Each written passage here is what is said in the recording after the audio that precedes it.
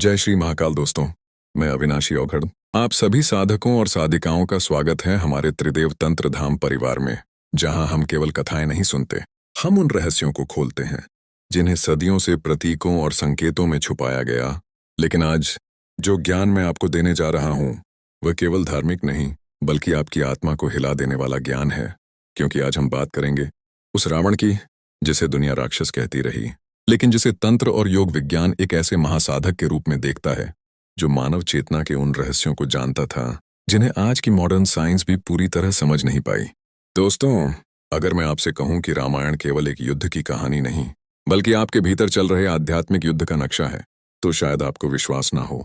लेकिन आज हम उसी छुपे हुए रहस्य को खोलेंगे, क्योंकि रावण कोई व्यक्ति नहीं, एक अवस्था है, एक चेतना है, एक ऐसी मानसिक स्थिति जो आज भी करोड़ों लोगों के भीतर जीवित है। और यही कारण है कि हर साल रावण का पुतला जलाने के बाद भी रावण समाप्त नहीं होता, क्योंकि असली रावण बाहर नहीं, भीतर बैठा है। दोस्तों, हमारे ऋषि मुनि इतिहासकार नहीं थे, वे चेतना के वैज्ञानिक थे। उन्होंने जो कुछ लिखा वह प्रतीकों में लिखा।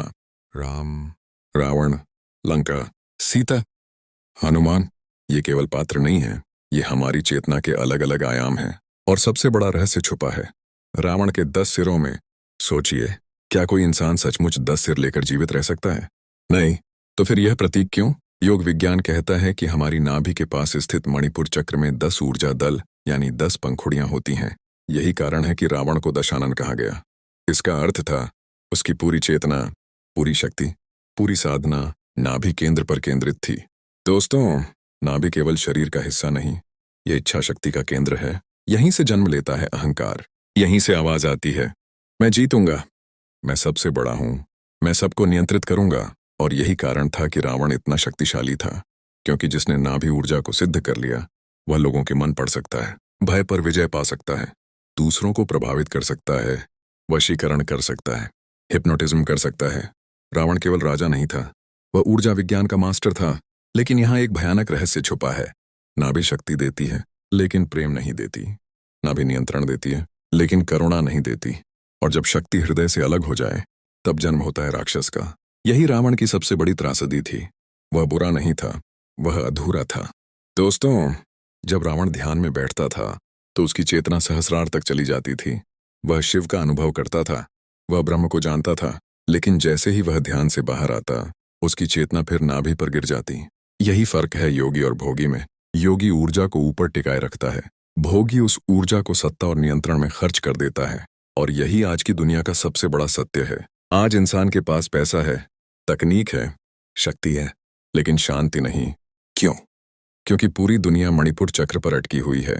हर इंसान चाहता है पद, पावर, नाम, प्रभास, लेकिन प्रेम, करुणा, त्याग, इनकी कमी होती जा रही है। अब समझिए, राम और रावण का युद्ध क्या था? वह 2 राजाओं का युद्ध नहीं था, वह 2 चेतनाओं का युद्ध था। राम हृदय चक्र यानी अनाहत चक्र के प्रतीक थे, इसलिए भगवान राम को 12 कलाओं का अवतार कहा गया। हृदय चक्र की 12 पंखुड़ियां 12 दिव्य गुणों का प्रतीक हैं। प्रेम, करुणा, धैर्य, सत्य, सेवा, क्षमा, संतुलन, समर्पण। राम का पूरा जीवन इन्हीं गुणों का स्वरूप था। उन्होंने सत्ता छोड़ी, वनवास स्वीकार किया, शत्रु के प्रति भी धर्म निभाया, क्योंकि उनकी चेतना नाभि से ऊपर उठ चुकी थी। जब ऊर्जा हृदय तक पहुंचती है तो मैं बदलकर हम बन जाता है, शक्ति सेवा बन जाती है, अहंकार विनम्रता बन जाता है। लेकिन रावण की चेतना नाभि पर अटकी रही, इसीलिए उसके पास ज्ञान था, लेकिन शांति नहीं। अब आते हैं उस रहस्य पर जिसे अधिकांश लोग केवल कहानी समझते हैं। विभीषण ने राम से कहा था, प्रभु, इसके सिर मत काटिए, इसकी नाभि पर वार कीजिए। सोचिए, ऐसा क्यों कहा गया? योग विज्ञान के अनुसार नाभि में जीवित रहने की सबसे गहरी प्रवृत्ति छुपी होती है। यही सर्वाइवल इंस्टिंक्ट है, यही अहंकार का मूल है। जब तक नाभि सक्रिय है, अहंकार जीवित रहेगा। रावण के 10 सिर कटना और फिर उगना क्या दर्शाता है? इच्छाएं। आप एक इच्छा पूरी करते हैं, 10 नई पैदा हो जाती हैं। आप एक आदत छोड़ते हैं, दूसरी पकड़ लेते हैं। सिर काटने से रावण नहीं मरता, विचार दबाने से मन शांत नहीं होता। मन तब शांत होता है जब उसकी जड़ पर प्रहार किया जाए। राम का बाण केवल हथियार नहीं था, वह ज्ञान की अग्नि था। उसने शरीर नहीं, अहंकार को भेदा, और जैसे ही नाभि का अमृत सूखा, रावण पहली बार मैं से मुक्त हुआ। लेकिन दोस्तों, अब इस कथा का सबसे रहस्यमयी भाग शुरू होता है। रावण शिव का सबसे बड़ा भक्त क्यों था? क्योंकि रावण भीतर से अशांत था और अशांत आत्मा हमेशा शांति की तलाश करती है। शिव क्या है? शिव मौन है, शिव शून्य है, शिव पूर्ण स्थिरता है। रावण भीतर तूफान था, इसलिए उसे शिव से प्रेम था, लेकिन उसने शिव को पाने का तरीका गलत चुना। उसने सोचा, मैं कैलाश उठा लूंगा, मैं शिव को जीत लूंगा। लेकिन दोस्तों, शिव को जीता नहीं जाता, शिव में समर्पित हुआ जाता है। यही आज इंसान की सबसे बड़ी भूल है।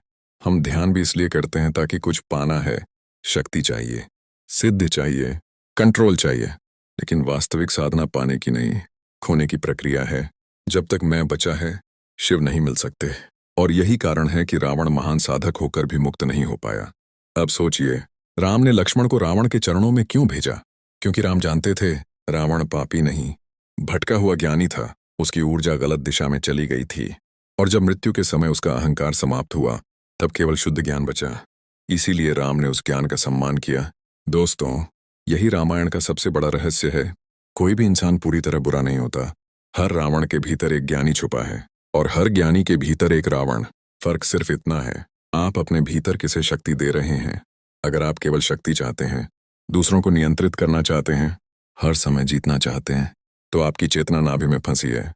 लेकिन अगर आपके भीतर करुणा जाग रही है, क्षमा जाग रही है, सेवा जाग रही है, तो आपकी चेतना हृदय की ओर बढ़ रही है। यही वास्तविक साधना है। तंत्र का अर्थ अंधकार नहीं, ऊर्जा का रूपांतरण है। नाभि की आग को बुझाना नहीं, उसे हृदय तक उठाना है, ताकि वही आग जो विनाश कर सकती है, प्रकाश बन जाए। दोस्तों, आज की दुनिया में रावण बनना आसान है, राम बनना कठिन। क्योंकि अहंकार तुरंत शक्ति देता है, लेकिन प्रेम साधना मांगता है। और यही भीतर का युद्ध है। अब एक क्षण आंखें बंद करके स्वयं से पूछिए, आपकी चेतना इस समय कहाँ है? नाभि में, जहाँ केवल भूख है, अहंकार है, प्रतिस्पर्धा है, या हृदय में, जहाँ राम है, शांति है, करुणा है? दोस्तों, अगर आपने इस रहस्य को समझ लिया, तो समझ लीजिए रामायण पहली बार आपके भीतर घटित हुई है। आशा करता हूँ यह गुप्त और रहस्यमयी ज्ञान आपको अवश्य पसंद आया होगा। अगर यह वीडियो आपको भीतर तक छू गया हो, तो वीडियो को लाइक अवश्य करें और कमेंट करके बताइए, क्या आपने कभी ध्यान या साधना के दौरान अपने भीतर ऐसी ऊर्जा महसूस की है जो साधक अभी तक हमारे त्रिदेव तंत्र धाम परिवार से नहीं जुड़े हैं? वे चैनल को सब्सक्राइब करके हमारे परिवार का हिस्सा अवश्य बने।